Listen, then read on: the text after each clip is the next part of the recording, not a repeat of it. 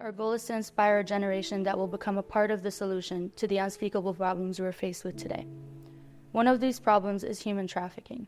We're here to raise some awareness about the issue, but more importantly, to highlight the solution and guide you along the ways through which you can become a part of it.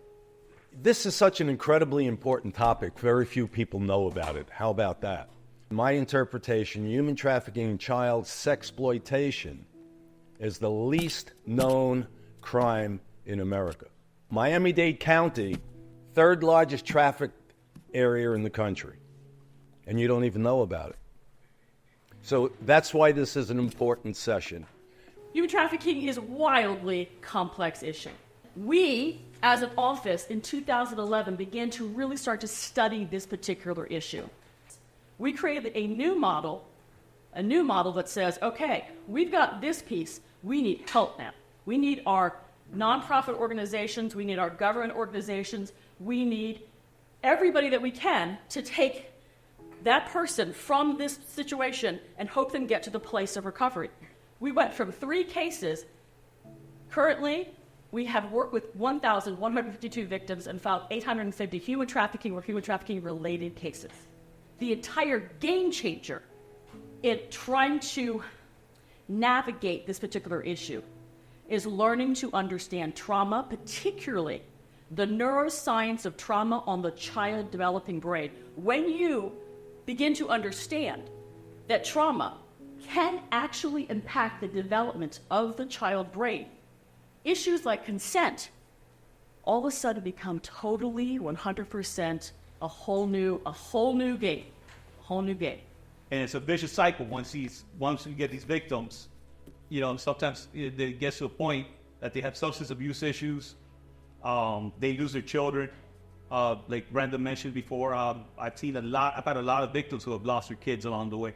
So a lot of these women don't end up the same after they've been trafficked and victimized for all these years. As we work extremely close with the state attorney's office, they handle a lot of our cases.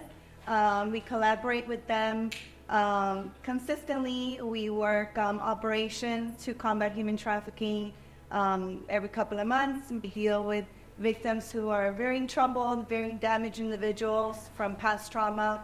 It's very hard to get them to disclose that they're being trafficked. Sometimes in their mind, they're not victims. This is just all they know. This is how they've been raised. And they've been so brainwashed and traumatized that they don't feel that they're victims. And even if they feel they're victims, sometimes they don't want to give us information because they're afraid of the trafficker. It's a crime that it goes very, very, very hidden. It's also very difficult for us to investigate. The only times that we have been successful investigating these crimes is when people like yourself have come forward and reported it, or when a victim is ready. I repeat, when a victim is ready to come forward and report that she or he is being victimized in some way, shape, or form, right? Because it is very difficult as a human being to stand up and say, I thought I knew better than that. So what are we looking for? Eventually, and hopefully, even if you don't use this in your careers, I'm sure that some of you in here have siblings. I'm sure some of you have children of your own or family members who are potentially could be trafficked, right? My name is Gloria Martinez. I am the founder of Tree of Life, but I am also a survivor of sex trafficking. We're told that you're trafficked if you go overseas.